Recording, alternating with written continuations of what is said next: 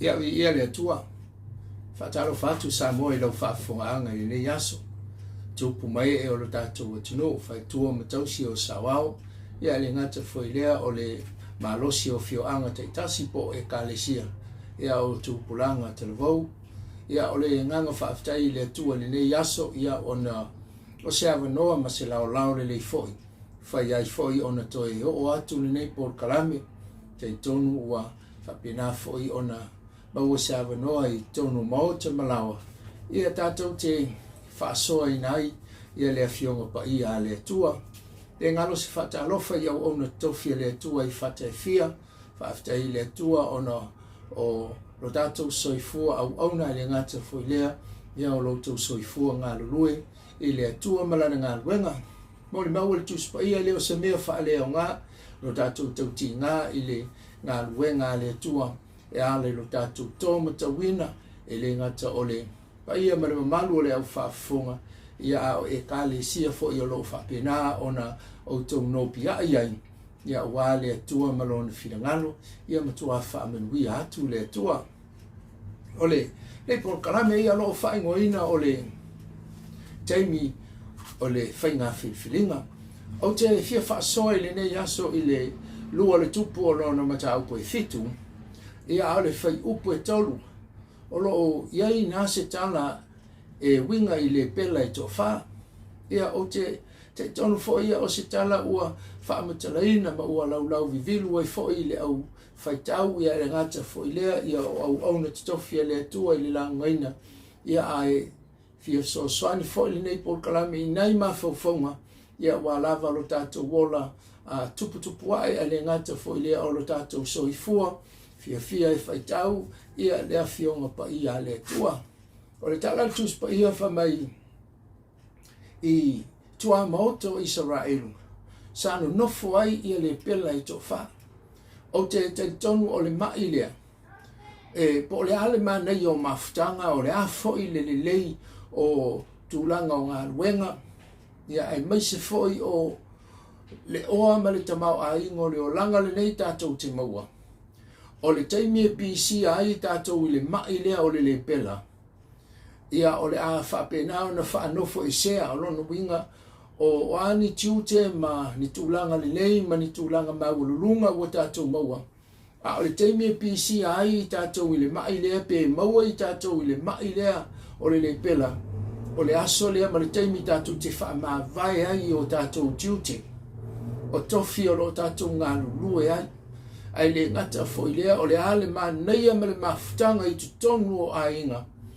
a le aso ma le Taimi e a whaina i tātou i le ngase o le pela o le aso le ala atu ai o tātou ainga ia o le asuia lo tātou tūlanga dono winga whamai le tala le tusi ua iai le pela i tō wha ua tuu i tua o le ai sea o le ale ma nei o mafutanga ma mea uma o le o langa le nei ai le whai lea ma awala e suia ai lo tātou tūlanga pe a whai o le a whaina i tātou i le ngase o le pela whamai lo le tala le tusi pa ia e tō wha i la tau ua tuu i tua paa e no nofo ai o lono winga o le asuia lo lātou tūlanga o le o totonu i o lātou ainga ia a ua whaanofo e sea e le ngate lea o mea sa lātou maua i le Taimi au iei totonu o ainga le a fo i le tamau ainga e ngate lea o mea lei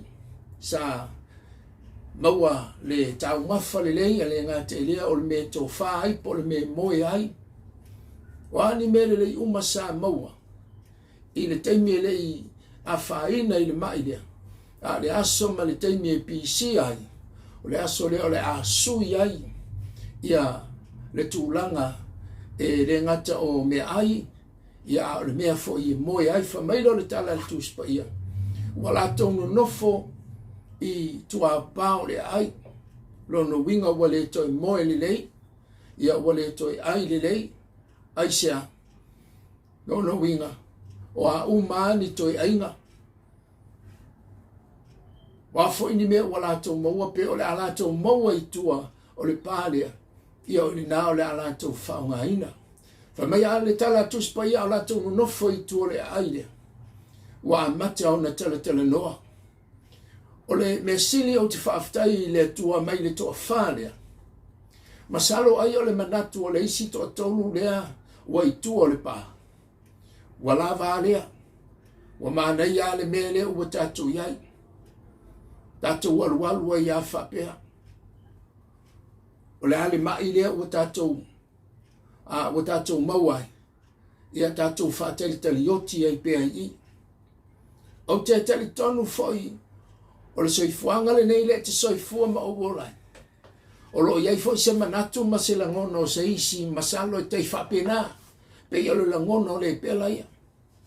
Le ua maa nei ale mele ua tātou iai. Ai whaftai le atua. Mai le to tolu lea. E to tasi le tangata ile I malia ile mea la ua iai.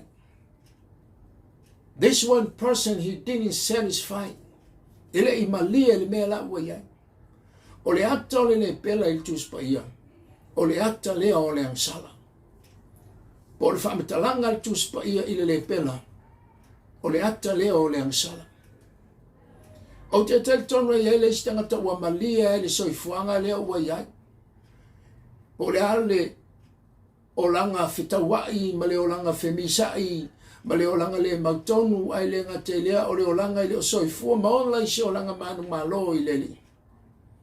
E iai le situ e ngata ua malia ia.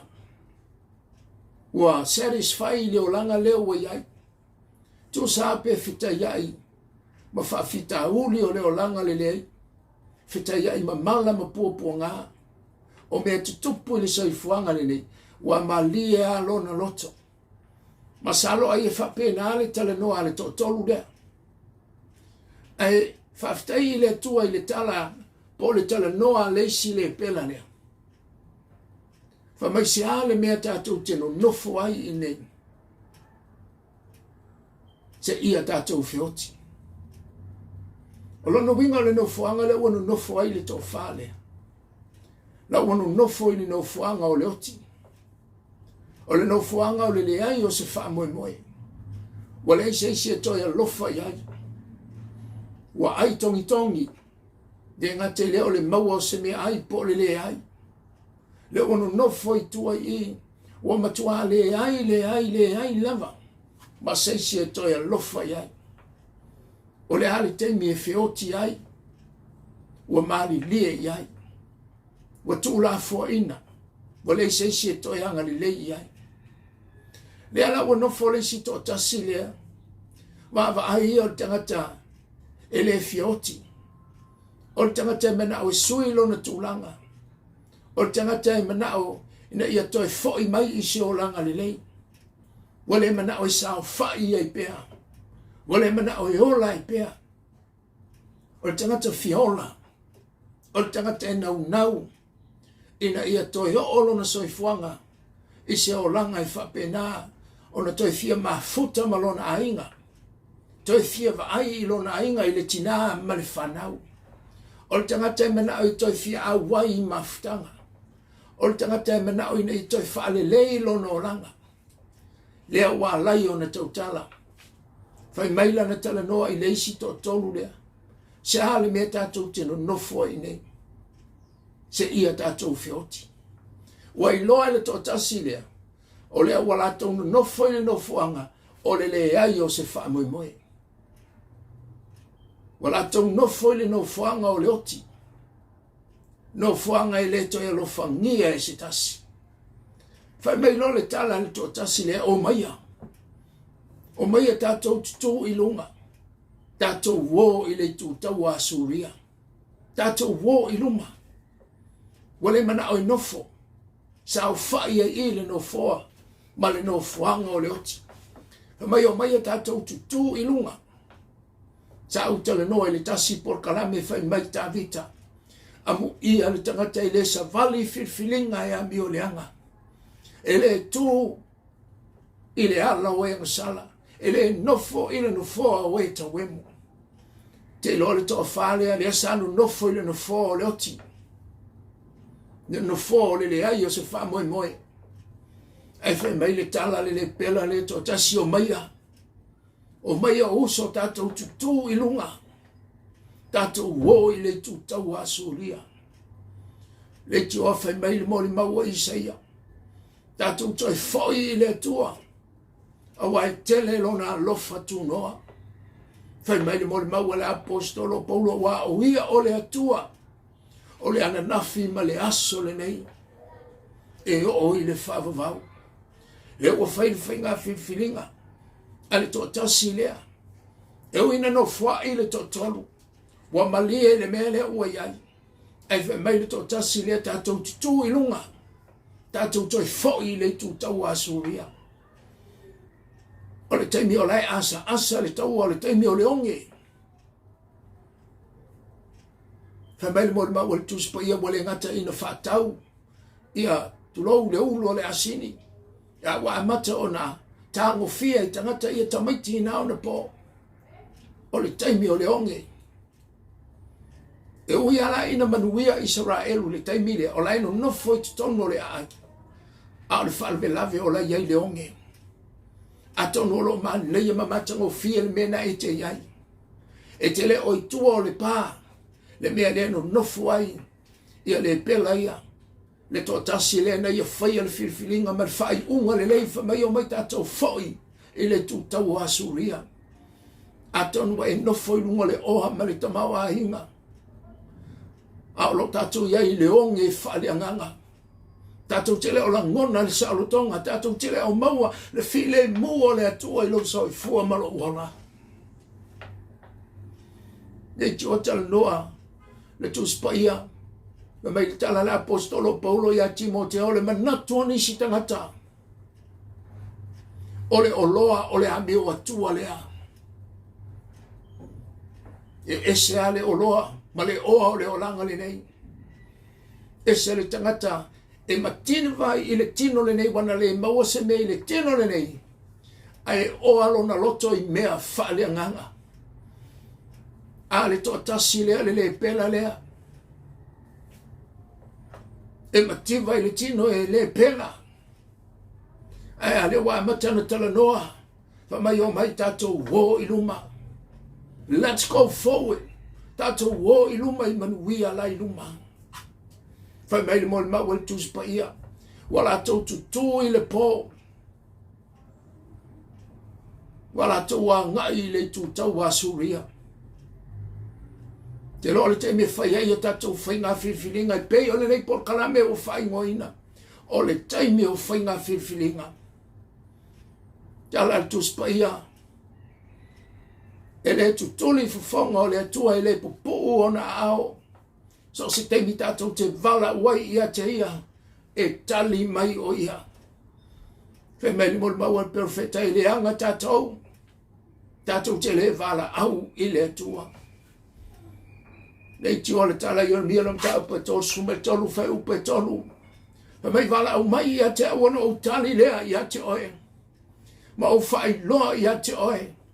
O mea te tele me le whaingata o mea ua e lei loa. Te lo le savali lea na savali e le to fale ina ua ngā wai I le mori maua le to tasi lea. E le whaingo fie. Fa mai le tala le pela leo mai tātou o I le tutau a suria. Le mea o la iei le mata o le pelu ma le mata o le tau. Le tutu mai vai ngā au makariota e mai o mai tātou o. A whai lātou te alo lo whai whaola. Ai a whai e whasioti tātou te whioti. E lea ia so no winga ma le mea lea o tātou iai. Lea o tātou no nofo I le nofo o le oti.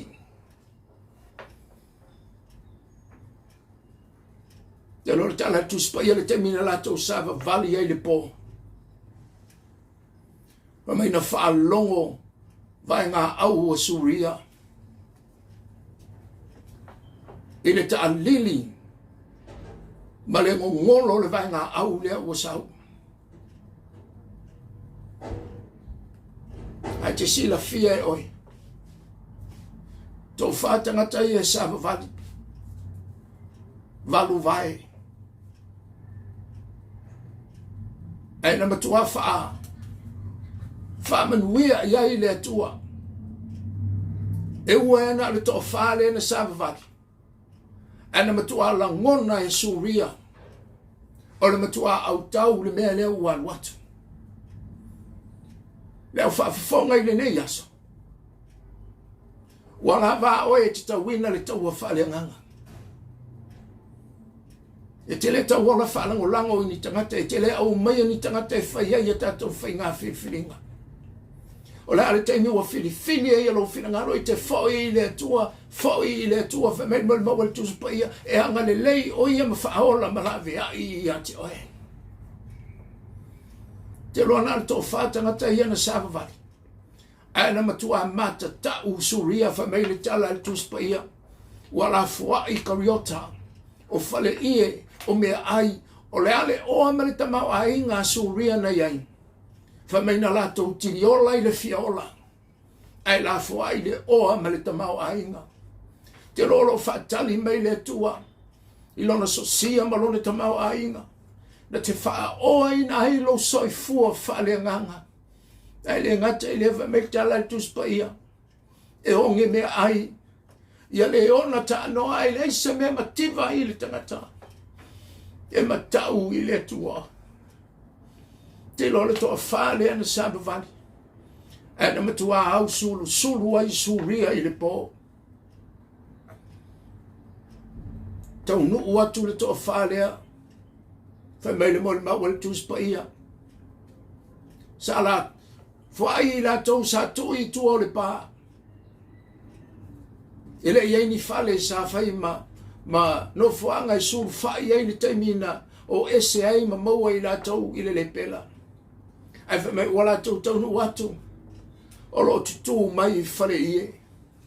O le ata le whaamanu malunga le atua. Te ngata i lea. Whamei ua whola le tongala wapi me ai. Sa tau sue ni me ai. A oi tua o le pā. Ai ale ua tau sia le atua i. Whamei le salamo ta vita e luas whamei tonu. E le ngata ina ota oto i le vau mua. Tai a te au, i le vau lafu le mua o ti ta oto hai. E whai a ta vita i te whawhanga i a te au. Mai fua i mai me ai, i lunga o lau ai. Te loa le tau singa le tua, e le whata mala le tua i lo soi fua mala wola. E le Taimi e whai ai a tātou whainga Filifilinga.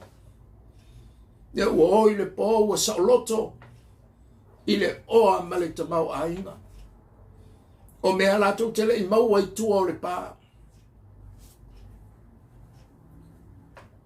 Le ua latou maua i aua le fili. Whai mele mo le maua le tuspa ia. Ua latou au mai le tele o le oa ma le tamau a inga ua latou na nā. Whai mei loa le latou tau tinonga o maia. O mai tātou wō.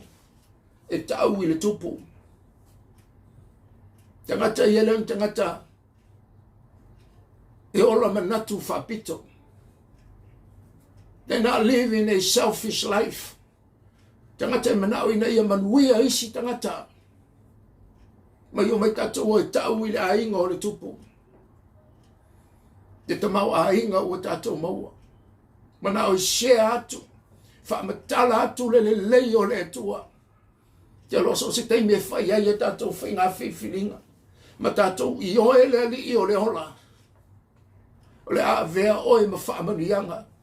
Tau tonu o lo ainga. O outua oi o lau e kale si o lo e ngā lue ai. O le a whai oe ma whaamanianga. Te loi na ua longo atu. I le a inga o le tupu. Le manuia le wala tau maua. E whe mai le tala a tangata o nā wala lafi suria. O le tonga fiti le nā ma le mai leia suria na wala lafi. Ma nā o suria o le Taimi tātou ti tau nuu atu ai le oa le mal te mau ainga. Fasioti loa tātou. E te loa o le ngā luenga le nā sātani le whai le Taimi le nei. E te fola atu iai le tua manuia e mai ai longa. E te tau atu iai le tua whai wawenga e mai. E te ilo pe moni. Whamatala tu iei lu whaoletanga whamai e sao ale matou lotu. Te whiu e whamatala ia Iesu. Ale tau whamatala mai ala tau wawa onga. Tau whamatala mai lo la tau loa. Whamatala mai le poto whalea onga. Ai wheta lai Yesu wa mai Yesu, I am the way, the truth and the life. Mai Yesu au ne le ala upu maoni ma le ola, le ai se lua tu le tama. Pe a leo yatu ya te iang. E te whiu e tau whamatala iai, le Yesu whai wawenga, le atua o manuia, o ia o le atua whamalolo. E te whiu e whamatala iai. Ale tau whamatala mai ati o esta mai poto mai tamai e tamai. Le ngā ruenga le nā satani. Lau whai atu iai le aingo le tupu o manuia. O tele le oa mai le tamau ainga. O le inisi toi mawhauwhau e whaongani tamaiti. Tulou. Pe toi whatau ni asini. Pa mai wala tau whatau le ulo le asini.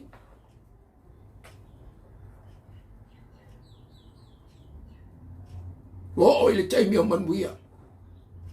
E whe mai le tala le larorangi. Ai longa. Ai longa e moni le whautanga.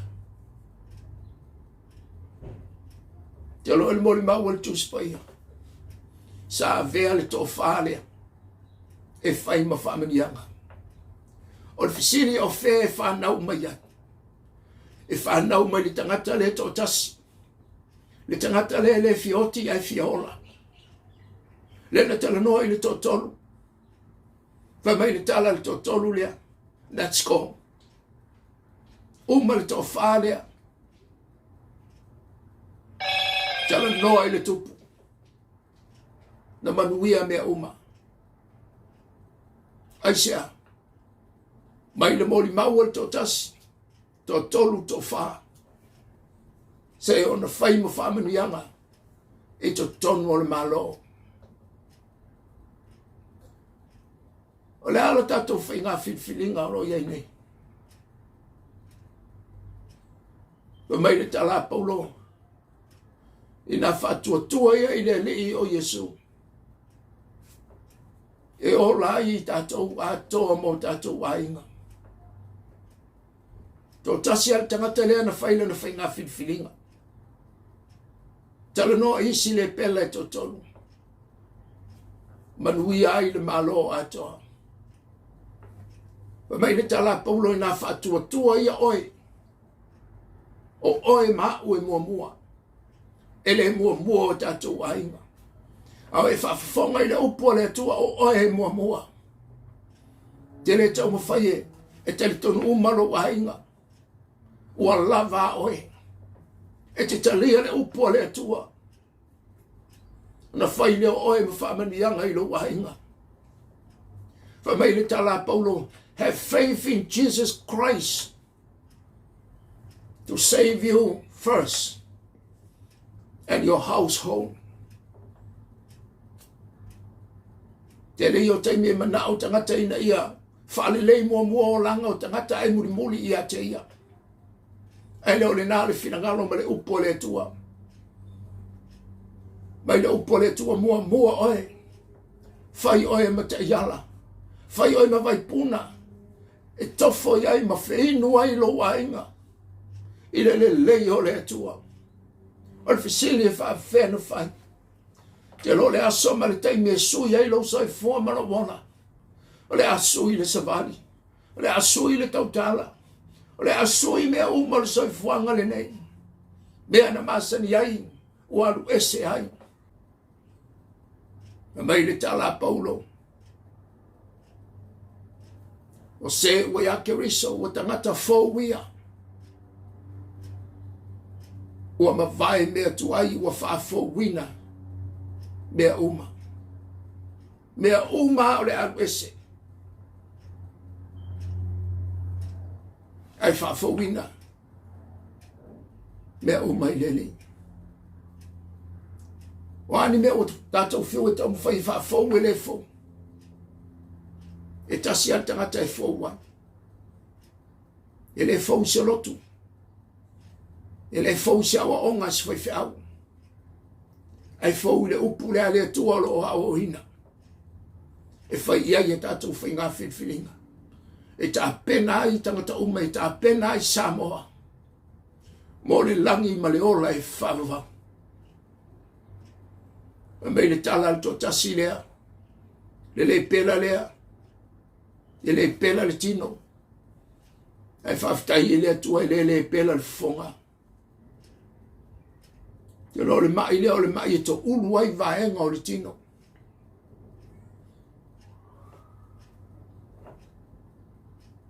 Ni ngā luenga le masala na te ave e se ina o tatou manuia. E whamai le tau tino ngā tō tasi lea. Se hale mea tatou tino nofo ai nei. Se ioti. O mai a tatou wō. Leo whaafonga i nei aso. Tatou te leo i le tūtau asuria. Ai o mai a. Whama wala lolo whira ngalo malo loto. Tatou wō ia Yesu.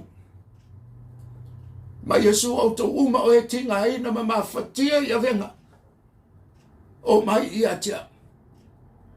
Aua te aru i tangata e te tinga ina ai. Mai o mai ia tia. Avela wamo. Avela wa venga. Ele ngata ola wamo e mamaha. Ala o venga e ave ngofie. E ale a venga Yesu. Olo o iai tutonu le oli oli. Olo o iai tutonu le alofa. Olo o iai tutonu le whamangalo.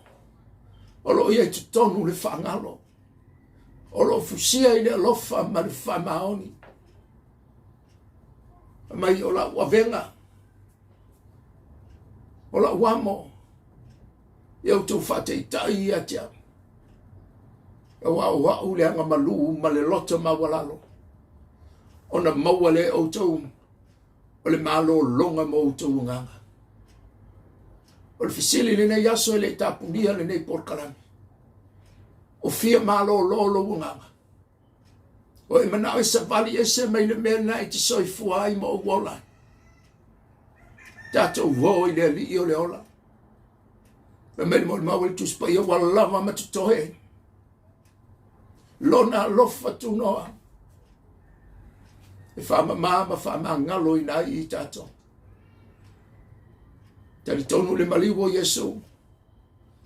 O ia le ala i le ola e whahau. E mena mia le titalo le whaarutanga li le yasu. E a ta titalo whatasi mau. Whaftai Yesu au whalongo i lau upu ni le yasu. Wa o iloa ma o mauti noa o au o le tangata angasala. Te tala ina atu lau loto i ate oe. A fio mai Yesu i lau loto a vea oe maali i ma whaola i lau wolanga. Ia a fio i lau loto a fio tu mawai. Whaia se loto fau moa. Whaftai Yesu.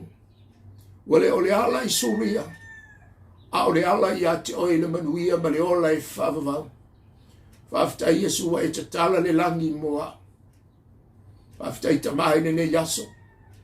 Wa i lato maua le ama noi whafonga ai le nei porkalame. Au iai se mai lo mātou wa tua i le nei yaso wa mātou loa. E te whamalo lo. Ma e whamanui e le eisa me whaingatai atoe. Wa i whetalai tau lava lo mātou whatua tua matali tonu i atoe. E te whaia mo i mātou. Le tamale na, le tinale na, le tama ma le teine talavau o fea, le maota ngase po tonu i a inga po fea lava o mana mi ai lau fisosoani. Le suwafo Yesu e whaingo fiai moe, mea uma. Whamanuia i nei vaengo le aso whaftai Yesu e whaia moe mātou. Ono lo suwafa Yesu, amene. Por kalameli nasa moe ni le yaso. Ang le yatu le tua. Da lava se ngana ua le tau tamali. Malu ave i fale i lo whirangaro. Ai o la iso whatawa. Tātou toi wheido ai se malam o mua le nei por kalame ua whaingoa ina. O le taimi o whainga Filifiliga. Manu taleina lau whaafunganga sa moe le nei aso. Amene.